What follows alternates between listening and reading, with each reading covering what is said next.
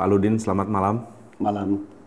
Pak, kami ingin tahu ya apa yang jadi pergumulan seseorang yang udah punya pekerjaan di dalam bidang ya mungkin dibilang sekuler gitu ya. Terus kemudian ada panggilan mau jadi hamba Tuhan gitu. Aspek apa yang memperkokoh bahwa memang Bapak harus masuk STT dan jadi hamba Tuhan? Iya, jadi memang banyak hal yang tidak mudah bagi istilahnya kami yang sudah bekerja karena merasa bahwa kemapanan itu ya terlalu beresiko untuk ditinggalkan begitu. Dalam segi pekerjaan, dalam segi itu keluarga, ya pikirnya sudah mapan begitu ya. Lalu kemudian ada bayangan kalau masuk ke dalam STT, wah itu berarti kita mengkorbankan atau meresikokan sesuatu kemapanan. Nah, tetapi ketika waktu itu mengambil keputusan masuk STT itu sudah umur menjelang 40 ya. Waktu itu sekitar hampir umur 38. Sudah nah, nikah? Ini sudah nikah dan sudah anak 3 ya. Anak sudah tiga. sekolah, itu sudah sekolah. Tapi memang ada satu desakan yang mau tidak mau membuat saya berpikir ini adalah keputusan yang sekali seumur hidup, keputusan yang paling penting dalam hidup saya. Maka mempertimbangkan semua resiko dan segala macam, saya tahu bahwa harus mengambil keputusan itu. Sebab kalau tidak, saya akan menyesal seumur hidup saya jikalau saya tidak mengambil keputusan masuk ke STT dan jadi hamba Tuhan.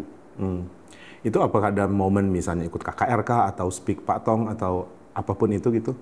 Ya, pasti. Jadi saya pikir sebelumnya cukup melayani itu sebagai orang awam.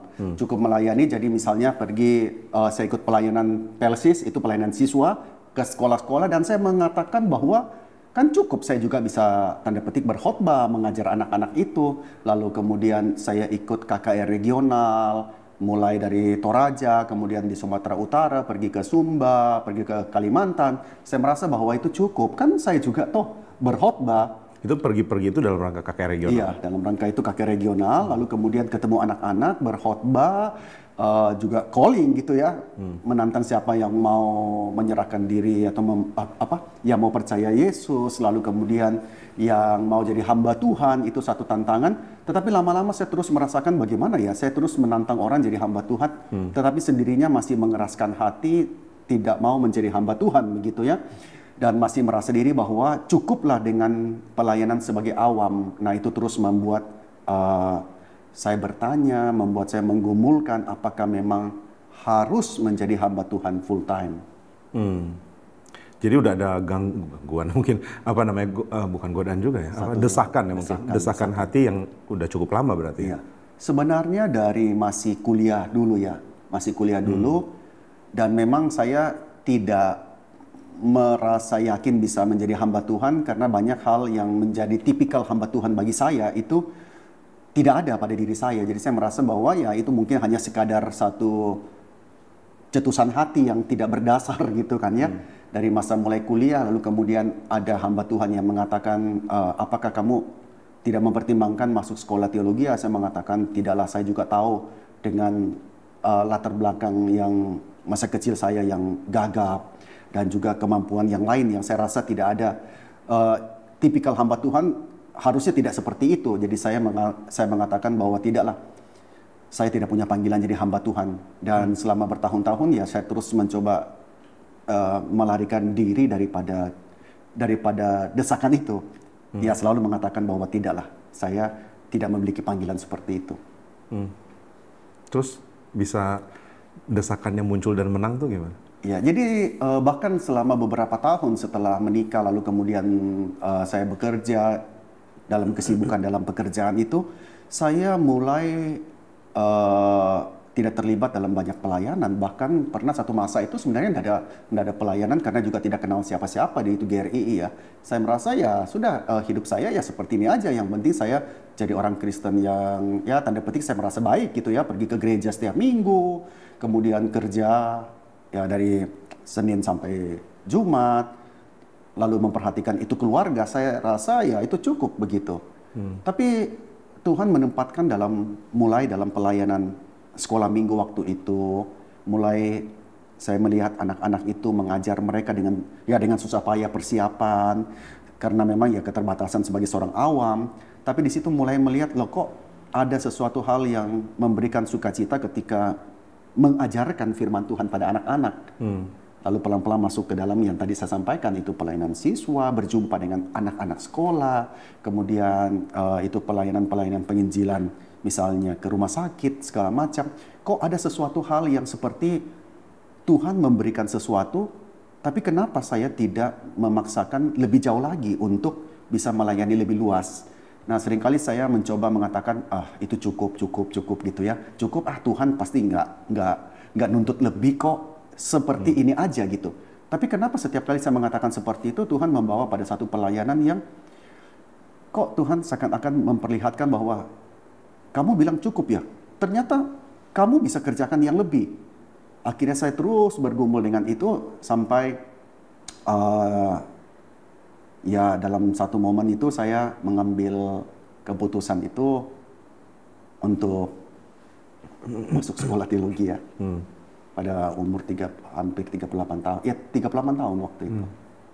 Masuknya bersama dengan istri waktu itu ya? Istri lebih dulu masuk satu semester, karena memang istri ada cita-cita dari remaja menjadi seorang hamba Tuhan.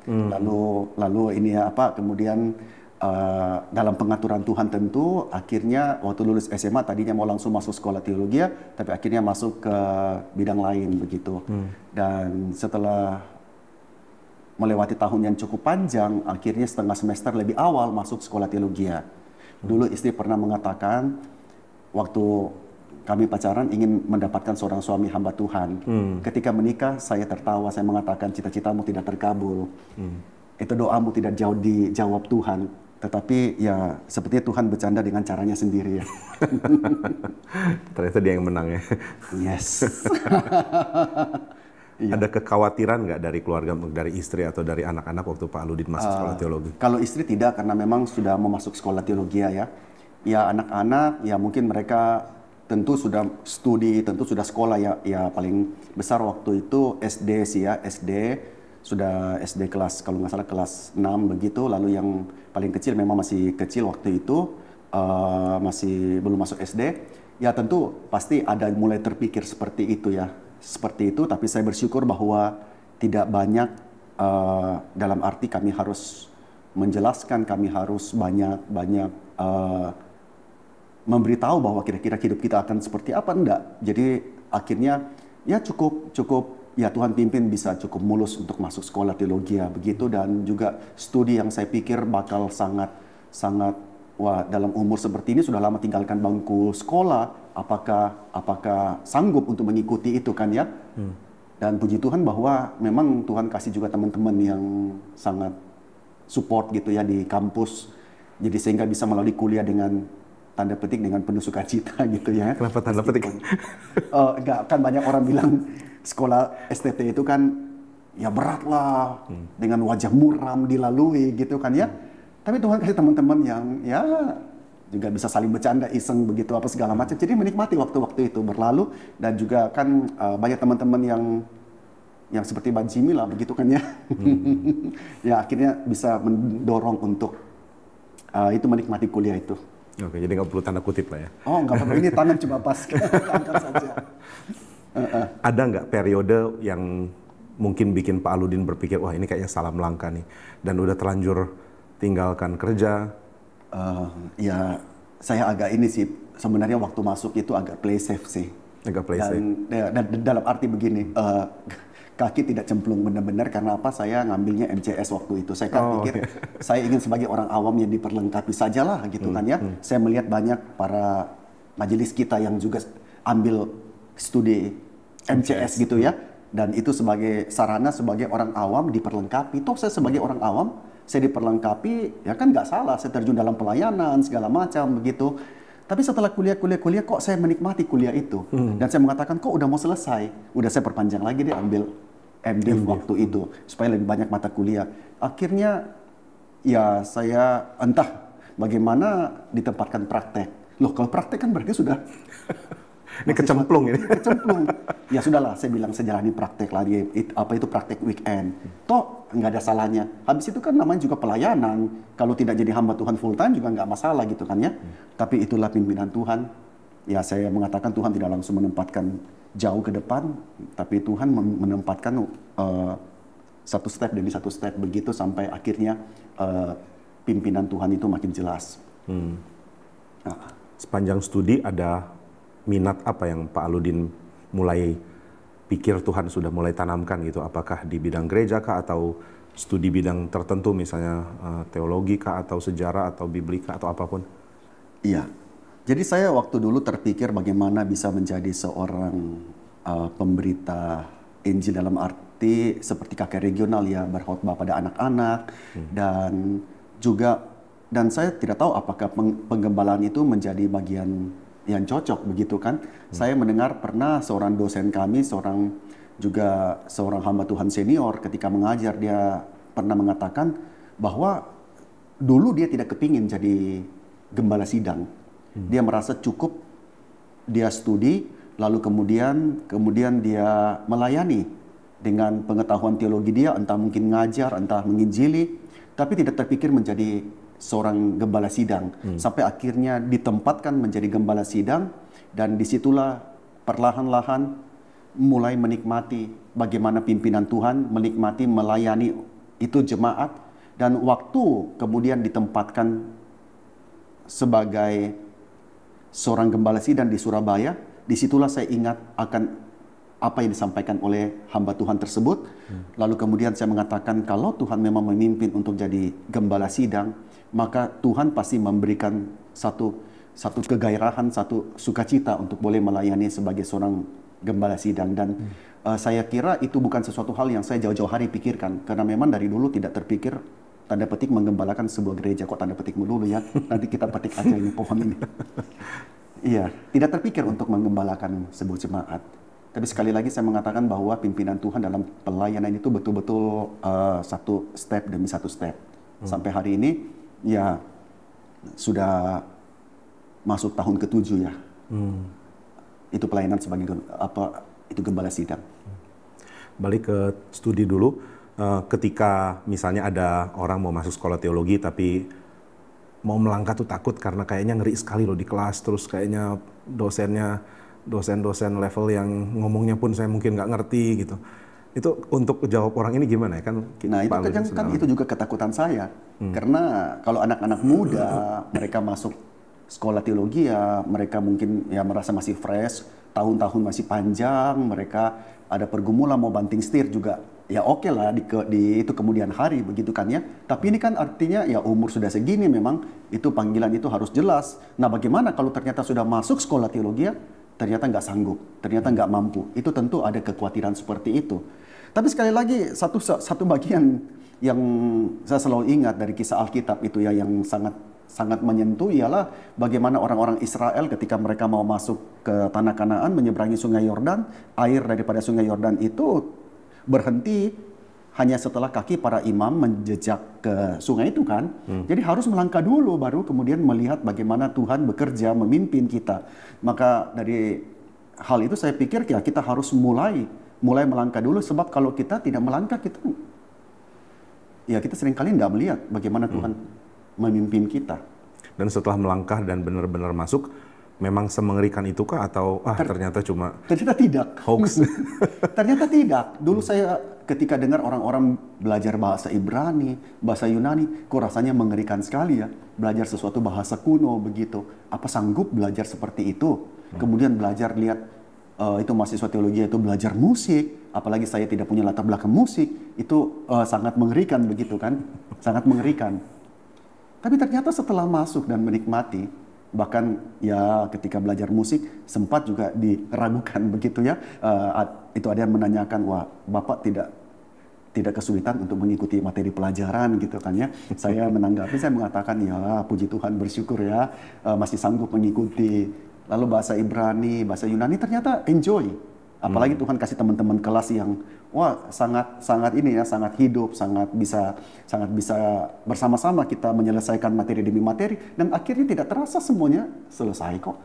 Jadi masuk STT tidak semengerikan yang kita pikirkan. Meskipun sebelum masuk ya, saya banyak merasa takut, khawatir. Apalagi waktu antar istri kuliah gitu ya, tiba-tiba lagi di depan perpustakaan, keluar semua mahasiswa-mahasiswa yang sedang mengikuti kuliah intensif dan ujian gitu ya. Lalu mereka bahasnya bahasa-bahasa yang bagi saya bahasa dewa tingkat tinggi. Saya mengatakan cilaka. Kalau saya kuliah seperti ini, ketemu teman-teman seperti ini, bisa-bisa saya tidak bisa lulus dalam kuliah begitu kan. Wah, ada perasaan takut, perasaan khawatir. Tapi setelah masuk, Gampang ya. karena dosennya kayak Pak Jimmy begitu kan. Saya bukan dosen, oh, Pak. bukan ya. Oh ya, waktu itu belum ya. Belum. Tapi bersyukur Tuhan kasih dosen-dosen yang baik. Saya juga pikir salah satu yang unggul, kalau mau dibilang unggul ya tanda petik, dari STT itu ya dosen-dosen yang sangat tahu banyak bahan dan membagikan kepada kita bahan gitu. Jadi bukan sifat mendikte mesti belajar ini, tapi seperti menggerakkan kita untuk studi. Iya. Nah, satu hal yang memang setelah saya masuk STT itu, lalu kalau banyak anak-anak yang lebih muda mereka mau masuk STT, mereka tanya masuk ke STT mana ya. Biasanya saya mengatakan ya saya mendorong ke STT RII karena salah satu faktor yang saya bilang penting adalah dosen-dosen yang memang bisa mengisi, dan selain itu adalah kita belajar juga bisa sambil melayani. Nah, itu penting ya. Karena kalau kita hanya belajar lalu kemudian setelah lulus kita baru melayani, mungkin kita akan terkaget-kaget dengan banyak hal. Mungkin kita tidak siap. Tapi saya bersyukur bahwa dalam masa-masa kuliah itu Tuhan kasih kesempatan selain studi juga langsung terjun misalnya dalam pelayanan KKR regional, pelayanan siswa, atau pelayanan di itu gereja tempat kita beribadah. Nah, itu semuanya kan saling memperlengkapi, dan itu yang saya kira menjadi satu hal yang mempersiapkan sebelum masuk ke ladang pelayanan. Lalu pengalaman Pak Aludin pernah studi di bidang lain, kemudian pernah bekerja juga. Ada ada poin tambahan nggak untuk dalam pelayanan? Oh, ternyata kalau saya sudah pernah kerja bisa begini, untung saya sudah kerja dulu begitu. Iya, saya sangat percaya bahwa Tuhan memanggil orang itu pada masanya sesuai dengan apa yang Tuhan kehendaki dari pembentukan orang itu. Ada orang yang dipanggil pada umur yang sangat muda untuk masuk sekolah teologi karena ya memang itu tahun-tahun pelayanan yang panjang yang Tuhan percayakan. Ada orang yang lebih usia karena Tuhan mau pakai pelayanan dia sebelumnya untuk atau pekerjaan dia atau pengalaman dia untuk boleh dipakai dalam ladang pelayanan. Saya melihat bahwa Tuhan memanggil saya bukan dalam usia yang muda sih ya, dalam usia yang muda tentu dengan keterbatasan masa pembelajaran yang tentu dalam umur segitu tidak seperti anak-anak muda, juga mata yang tentu tidak seterang anak-anak muda begitu kan ya. Tapi apa yang Tuhan kerjakan itu sesuatu hal yang saya melihat dalam ladang pelayanan itu sangat baik.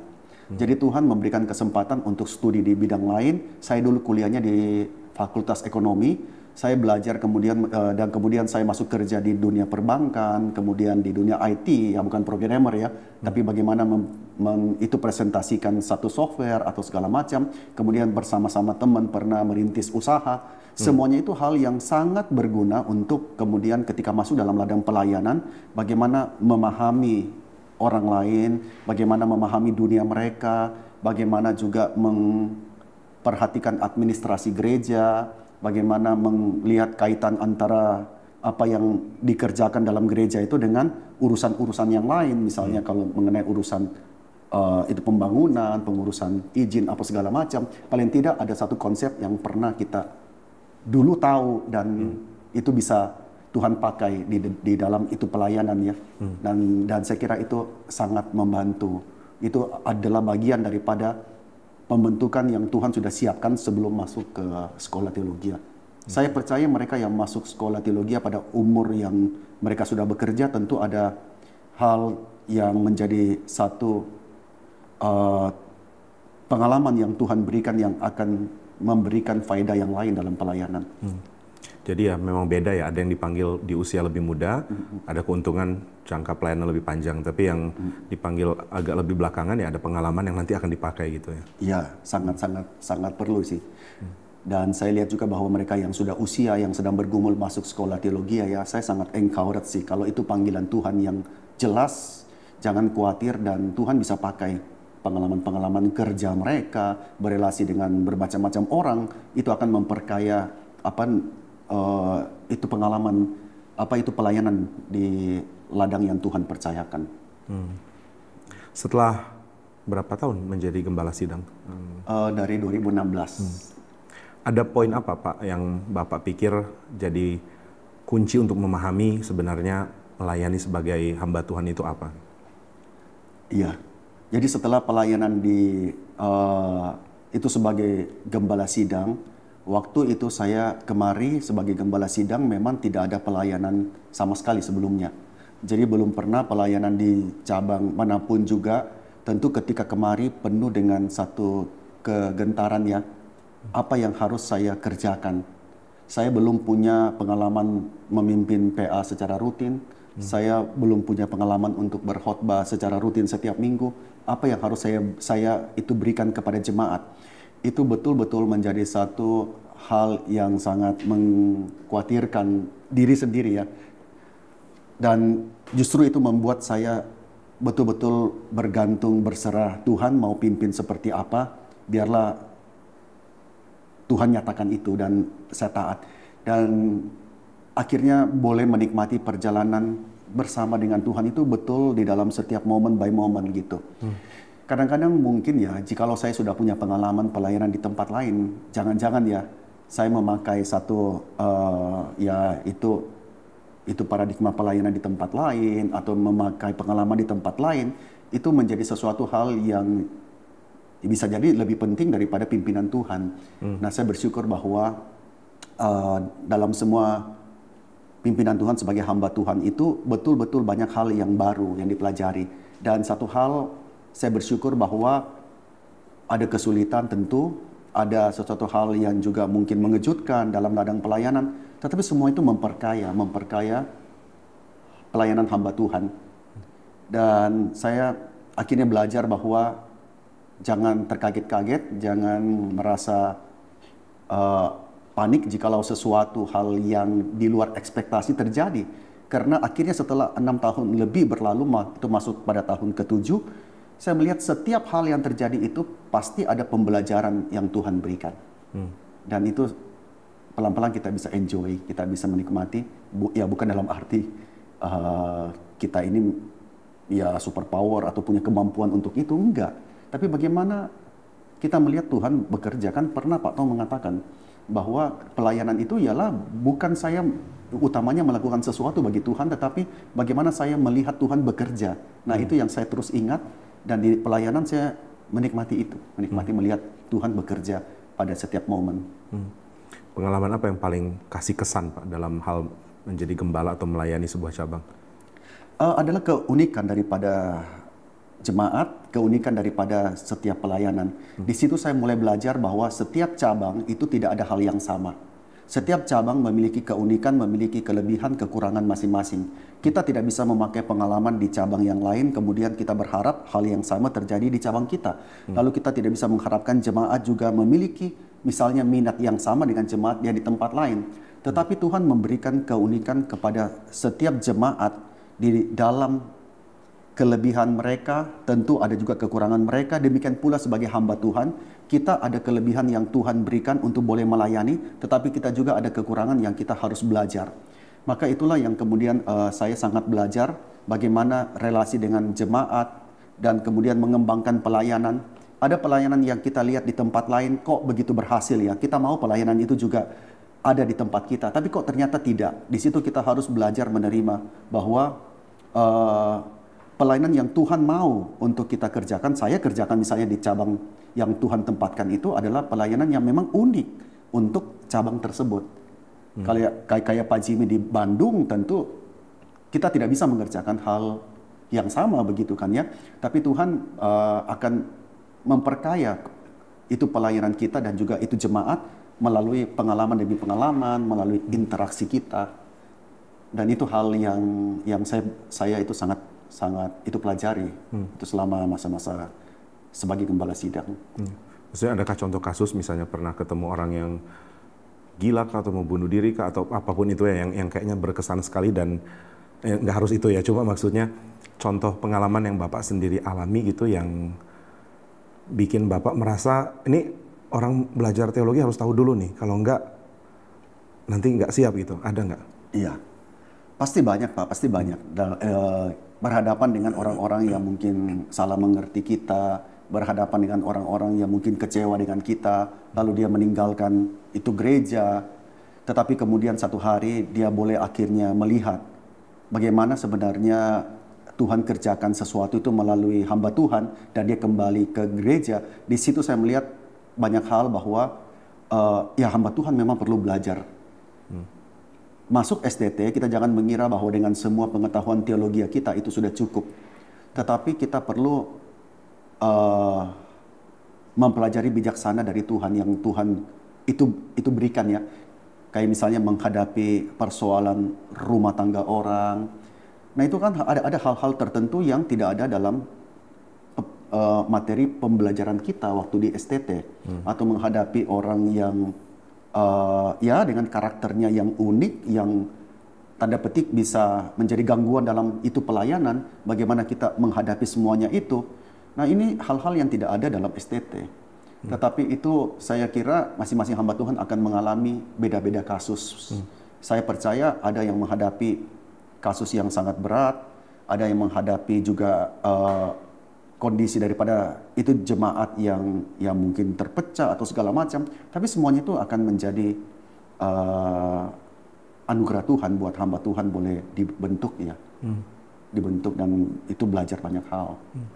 Hal-hal ini kan kadang-kadang bikin orang pikir, ya belajar teologi di sekolah teologi cuma formalitas lah supaya nanti dapat ijazah. Toh nanti kalau terjun di pelayanan juga nggak terlalu terpakai gitu. Apakah? Oh tidak. Bapak setuju? Kadang-kadang kalau kita pikir formalitas seperti itu karena kita belum masuk dalam itu pelayanan. Kalau kita sudah masuk dalam pelayanan, ketika berhadapan dengan satu pelayanan yang dipercayakan nih, kamu urus KKR anak nih, waduh, saya harus apa di KKR anak? Tiba-tiba ingat, oh dulu pernah ada mata kuliah tentang pelayanan anak, misalnya oleh Pendeta Ivan. Nah ingat, cari lagi materi itu, dan materi itu memperkaya pelayanan kita. Bagaimana memimpin KTB. Nah kita ingat dulu pernah ada mata kuliah ini, dan kita ingat dan itu kemudian kita mau berkhotbah, kita mau bikin seri khotbah. Seri khotbah itu kan kita ingat bagaimana apa yang diajarkan itu menjadi fondasi daripada cara menyusun kita khotbah. Kalau seandainya kita di sekolah teologi itu hanya anggap formalitas, maka pelayanan kita tidak akan kaya. Pelayanan kita menjadi pelayanan yang ya matilah. Karena apa? Karena kita akhirnya akan menjalani pelayanan formal yang tanpa dinamika, tanpa sesuatu itu gairah dan tanpa sesuatu alur yang memang sudah dibentuk dari sekolah teologi. Bagaimana kita membaca buku dengan berbeda, bagaimana kita berkhotbah dengan berbeda, bagaimana kita melayani jemaat itu dengan berbeda, semuanya itu mau tidak mau kita harus mengakui bahwa pembentukan di sekolah teologi yang kita pelajari itu tidak bisa kita lepaskan, dan itu sangat memberikan fondasi dalam pelayanan kita. Jadi ya bukan formalitas, sekadar lulus begitu. Lalu dalam pelayanan ke depan, apa yang Pak Ludin lihat dipercayakan ke Tuhan ya? Bidang penggembalaan kah, penginjilan kah, pengajaran, atau lebih spesifik ke range usia tertentu yang sepertinya kok banyak berinteraksi dengan pelayanan Pak Ludin nih sampai sejauh ini? Iya, jadi saya percaya di dalam GRII kita dilatih untuk bisa melayani dalam ketiga bidang itu, mau pelayanan penggembalaan, penginjilan, dan itu pengajaran. Saya bersyukur Tuhan kasih kesempatan untuk bisa melayani dalam penggembalaan bersama dengan jemaat, baik di Ngagel dulu, kemudian sekarang di Geraha dan juga Kediri, lalu kemudian juga pelayanan pengajaran mau tidak mau. Ya dulu kan saya berpikir, wah saya ini kan bukan anak muda yang bisa belajar banyak buku dari usia muda, lalu kemudian umur misalnya 40, jadi gembala sidang, wah sudah punya banyak bekal nih. Tapi Tuhan pimpin sehingga mau tidak mau saya belajar. Karena apa? Karena pegang cabang mau tidak mau ya harus ada PA. Maka dari situ belajar. Dan dari situ kita kemudian bisa menikmati pelayanan pengajaran. Juga memimpin tim ke KKR regional. Menikmati pelayanan penginjilan. Jadi ketiga hal itu tetap bisa dinikmati. Kalau masa depan seperti apa, saya percaya bahwa di dalam gereja yang Tuhan percayakan tetap tiga hal itu ya mau tidak mau kita harus mengerjakan. Kalau range usia, ya kita harus siap untuk melayani ya, dari yang sekolah minggu sampai kepada lansia. Dan saya bersyukur bahwa Tuhan kasih banyak itu pelayanan bersama dengan orang-orang muda, dengan juga itu keluarga muda, dan disitulah saya pikir ya menjadi apa ya, kayak itu pelayanan yang berkesan dan bisa memberikan itu pengaruh bagi mereka. Pernah berpikir kalau ada hal yang hilang gitu dengan pekerjaan atau karir Pak Aludin yang lalu yang sayang kenapa nggak diteruskan ya? Pernah ada godaan itu nggak? Enggak. Sama sekali nggak? Jadi kalau hari ini saya ditanyakan apakah saya menyesal meninggalkan pekerjaan yang dulu lalu masuk sekolah teologi, saya akan mengatakan justru saya akan menyesal kalau dulu saya tidak mengambil keputusan itu. Saya akan menyesal. Saya pernah bergumul dengan itu waktu awal-awal itu kuliah, tapi bukan menyesal. Saya waktu itu seorang tua, itu majelis kita yang tua, dia satu mobil, lalu kemudian saya mengatakan, saya cuma takut kalau saya menyesal tidak ambil sekolah teologi. Waktu itu dia salah dengar. Dia pikir saya bilang saya menyesal ambil sekolah teologi. Dia lalu mengatakan, oh tidak mungkin. Tidak mungkin ada orang yang menyesal menyerahkan diri jadi hamba Tuhan. Saya mengatakan itu yang saya maksud Pak, bahwa saya takut saya menyesal kalau saya waktu itu tidak menyerahkan diri. Dan sampai hari ini, so far, saya menikmati pekerjaan Tuhan sebagai seorang hamba Tuhan. Saya sangat menikmati. Jadi justru saya akan menyesal kalau tidak mengambil keputusan itu. Saya ingat pernah wawancara juga dengan Pendeta Eko ya, sepertinya mirip dengan jawaban Pak Aludin bahwa konfirmasi panggilan jadi hamba Tuhan itu hanya akan makin kuat seiring dengan jalan gitu ya, maksudnya makin jalan makin jelas, makin jelas, bukan malah makin mundur ya. Sangat jelas Pak, yang tadi saya sampaikan ke Pak Jimmy ya, bahwa di awal kan saya pikir ya hanya mau belajar supaya lebih mengenal teologi, belajar ambil ini, tidak akan menyerahkan diri, masuk full time, lalu kemudian harus full time. Oke lah kalau full time saya nggak mau jadi gembala sidang, saya ya jadi vikaris lah di cabang mana, ya secukupnya lah, saya nggak mau berada dalam posisi mengambil keputusan. Tapi kemudian Tuhan pimpin, makin lama makin Tuhan kasih konfirmasi. Dan ya memang itu yang namanya, itu pelayanan Pak. Kalau kita di dunia kerja, kita punya proyeksi karir yang jauh ke depan. Kalau saya berkarir sekian puluh tahun, at least pada umur sekian, saya sudah ada pada posisi ini. Umur sekian, saya udah punya ini. Umur sekian, saya udah pada jabatan ini. Kita udah punya proyeksi. Tetapi menjadi hamba Tuhan itu kita tidak memiliki jalur karir yang seperti itu, karena memang seperti yang Pak Jimmy katakan, Pak Eko juga melihat itu, perjalanan itu adalah konfirmasi Tuhan dari waktu ke waktu. Dan memang harus siap kalau Tuhan memimpin sebagai hamba Tuhan ke ladang pelayanan yang tanda petik luas, kita harus bersiap untuk menerima. Tapi kalaupun juga Tuhan memimpin ke ladang pelayanan yang bagi orang lain itu ladang yang itu sederhana, itu pun juga adalah anugerah Tuhan. Dan memang jadi hamba Tuhan ya harus siap untuk. Sepertinya apa yang Pak Aludin minta untuk nggak terjadi malah terjadi ya. Banyak hal. Kalau gitu minta sesuatu yang ada kaitan dengan apa yang Pak Aludin mau kali. boleh minta, tapi sekali lagi ya harus bersiap. Kalau memang minta supaya gedung di Bandung nggak jadi Pak. Nanti jadi. Yang terakhir Pak Aludin, kalau ada orang yang sudah kerja mirip dengan Pak Aludin lalu berpikir sepertinya saya dipanggil jadi hamba Tuhan, bisa kasih tahu nggak sih kalau boleh gitu apa yang membuat dia bisa bergumul pikiran melangkah atau enggak gitu? Iya. Kalau ada 1-2 hal yang jadi kunci gitu. Ya. Ketika orang sudah berumur, bukan seorang muda lagi mengambil keputusan menjadi hamba Tuhan, itu keputusan yang sangat itu krusial ya. Bukan seorang anak muda lagi. Dia harus punya pertimbangan yang matang dan dia harus punya sesuatu yang sangat jelas bahwa itu pimpinan Tuhan, bukan faktor emosi belaka. Nah seringkali kita mungkin kita seringkali terbawa emosi ya, misalnya dalam satu kebaktian, lalu ditanyakan siapa yang mau jadi hamba Tuhan. Dalam suasana seperti itu, satu perasaan yang kita harus hati-hati ialah perasaan bahwa ladang pelayanan membutuhkan saya. Nah ini yang memang kita harus hati-hati, karena perasaan sebagai seorang superhero yang wah ini ladang membutuhkan seorang pengkhotbah KKR, saya harus terjun ke situ. Nah ini satu hal yang kayak suatu panggilan yang palsu ya. Sangat akan saya dibutuhkan. Tetapi kalau perasaan dan konsistensi yang dinyatakan itu dalam panggilan itu terus-menerus muncul, bahkan dalam hal-hal yang sederhana, maka mau tidak mau kita harus mulai memikirkan itu. Ya itu misalnya ya, tentu kayak NRIC.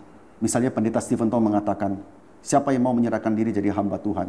Atau ya mungkin ya Pendeta Stephen Tom pernah mengatakan bahwa you harus masuk sekolah teologi dan sebagainya. Itu memang satu konfirmasi yang sangat kuat. Tetapi sebelum itu ada konfirmasi-konfirmasi yang Tuhan berikan di dalam ladang pelayanan kecil-kecil yang kita lihat bahwa Tuhan pakai itu.